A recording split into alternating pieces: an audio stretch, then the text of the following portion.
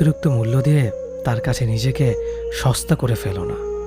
নিজের মূল্যটা ধরে রাখার জন্য হলেও কখনো কখনো কঠোর হওয়া খুব দরকার, কারণ সবাই অতিরিক্ত মূল্য পাওয়ার মর্যাদা বোঝে না।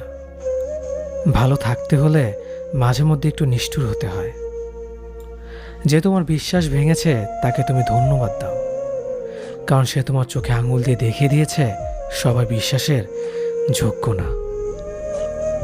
স্বার্থপর মানুষগুলো সফল হতে পারলেও সুখী হতে পারে না।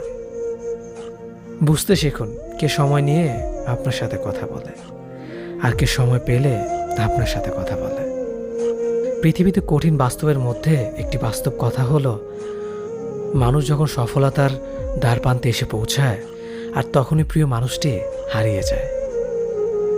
আপনি যখনই একা হয়ে যাবেন তখন আপনার পাশে থাকার মতো হাজার মানুষ খুঁজলেও পাবেন না।